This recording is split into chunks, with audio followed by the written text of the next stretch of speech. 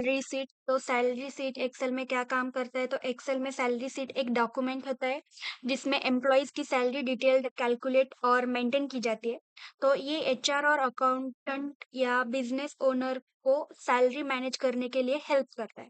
तो देखिए, तो आज हम सैलरी शीट में कौन सी फॉर्मूले यूज करते हैं एक्सेल में, तो देखेंगे इज इक्वल टू, हम निकालेंगे अब डियरनेस अलाउंस। तो is equal to salary into, तो डियरनेस अलाउंस 5% है, 5% एंटर करना है। तो एचआरए का मतलब house rent is equal to salary को सिलेक्ट करना है और 6% है इसका, तो 6% एंटर प्रेस करना है।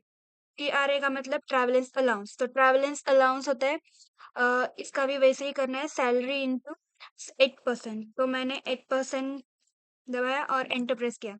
तो ग्रॉस ग्रॉस सैलरी कैसे निकालते हैं, तो सम का फॉर्मूला यूज करेंगे हम, सम और सारे select, salary, dearness allowance, HRA, travellers allowance को सेलेक्ट करना है, ब्रैकेट क्लोज करना है, एंटर प्रेस करना है। इस तरह से हमारी ग्रॉस सैलरी निकल आई। तो यहाँ पीएफ का मतलब प्रोविडेंट फंड है, तो प्रोविडेंट फंड भी वैसे ही निकालते हैं जैसे हमने डियरनेस अलाउंस निकाला था। प्रोविडेंट फंड 6% का है, तो 6% मैंने ये किया, फिर एंटर दबाया।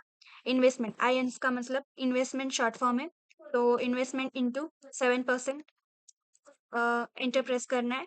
तो ये हो गया हमारा इन्वेस्टमेंट 9।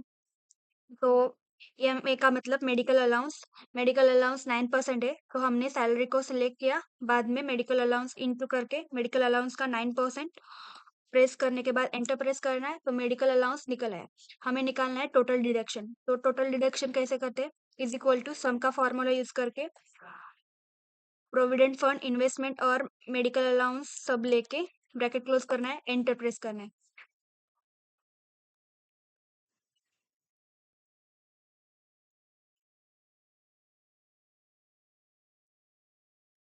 और हमें ये सारी टोटल डिडक्शन निकालना है सारे की।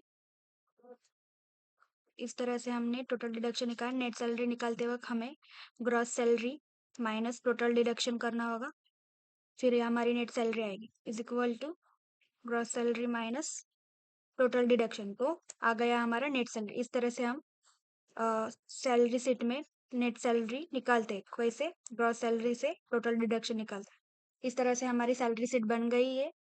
तो अगर आपको फॉर्मूले ठीक लगा है और ठीक तरह से समझ में आए तो लाइक कीजिए। Thank you.